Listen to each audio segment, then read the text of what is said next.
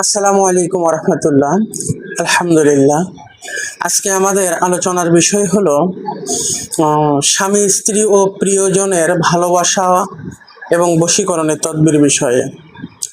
পারস্পরিক সম্পর্কের মান অভিমান থাকতেই পারে, এর দূরত্ব দূর করে প্রিয়জনকে নিজের আনুগত্য ও বশীকরণে আনার জন্য এই তদবিরটি প্রাচীন শাস্ত্রসম্মত এবং অত্যন্ত কার্যকরী।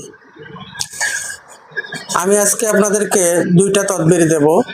প্রথম তদবিরটি হলো এই যে নকশাটি আপনারা স্ক্রিনের উপরে দেখতেছেন।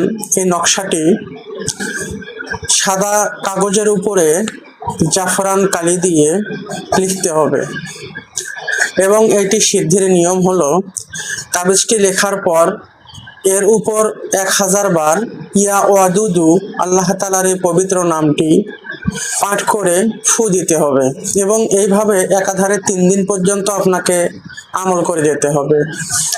সিদ্ধি করার পর তাবিজটি একটি লাল সুতা দিয়ে পেঁচিয়ে প্রিয়জনের বালিশের ভিতরে অথবা বালিশের নিচে এমনভাবে রেখে দিতে হবে যাতে করে সে যেন বিষয়টি বুঝতে না পারে, এবং একটি তাবিজ আপনার বাহুতে ব্যবহার করতে হবে, বাম হাতে ব্যবহার করতে হবে।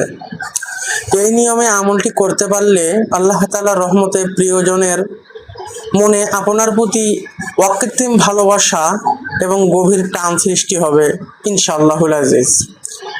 দ্বিতীয়টি হলো একটি টোটকা আপনাদেরকে দেই, তা হলো শ্বেত অপরাজিতা গাছের শিকড়, লজ্জাপতি, সাদা লজ্জাপতি এবং লাল লজ্জাপতি, 2 লজ্জাপতি গাছের শিকড় এবং কৃষ্ণ ধুত্রা অর্থাৎ কালো ধুত্রা গাছের মূল সংগ্রহ করে পবিত্র কাপড় দিয়ে, এক টুকরা পবিত্র কাপড় দিয়ে বেঁধে এই কাজ করতে হবে।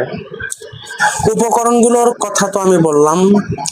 1 নাম্বার শ্বেত অপরাজিতার শিকড় লাগবে, 2 নাম্বার লজ্জাপতি গাছের শিকড় লাগবে, 3 নাম্বার কৃষ্ণ ধুত্রা অর্থাৎ কালো ধুত্রা ফল লাগবে, ধুত্রা ফল।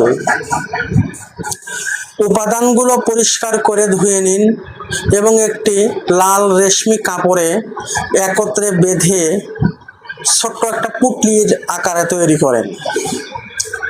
এরপর এই পুটলিটি হাতে নিয়ে 7 বার দরুদ পাঠ করেন।